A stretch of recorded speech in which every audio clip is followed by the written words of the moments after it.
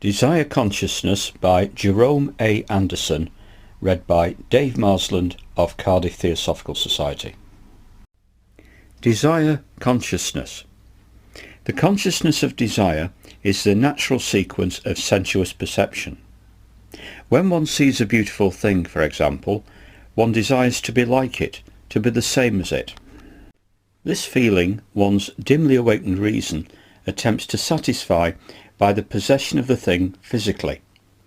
It is a craving for unity, the groping of the soul painfully and blindly its backward way across the abyss of differentiation over which it has passed.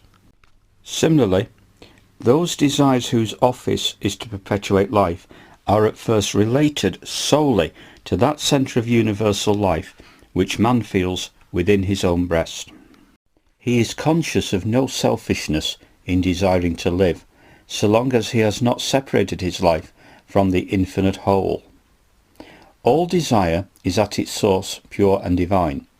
It is differentiation and consequent further and further separation from its divine source which permits of it becoming contaminated and tainted with selfishness.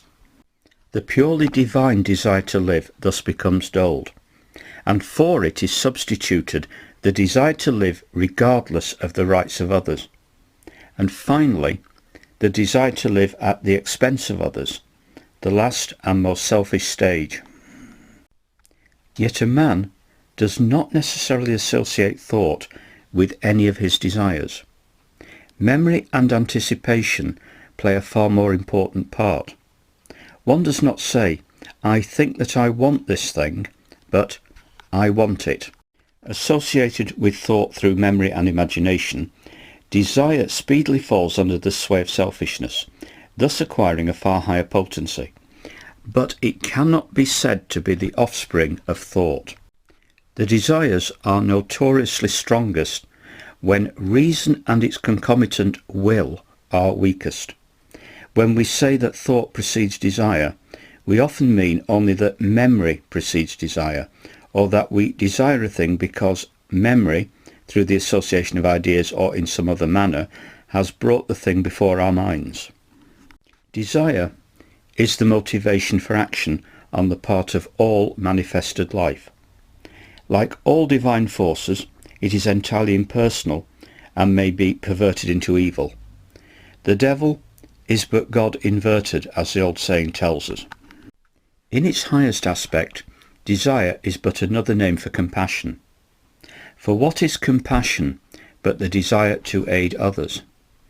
All the faculties of the lowliest, most fallen human soul have their roots in divinity, are but perversions through the ignorance of the divinely beneficent forces of nature.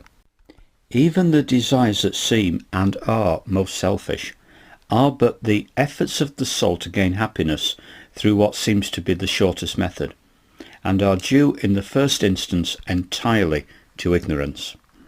Ignorance of the meaning and purport of life, of the nature and essential divinity of the soul, of the universality of the law of cause and effect, of the fact of the repeated return of the soul to the earth, the arena of its evolution. All this makes a sad chaos of life. No wonder that men commit the most horrible of crimes in their endeavour to reach and permanently possess happiness. Men murder, steal, forge, enslave, commit all sorts of crimes, because their commission seems to bring happiness a step nearer. Truly, we need higher conceptions of both life and happiness.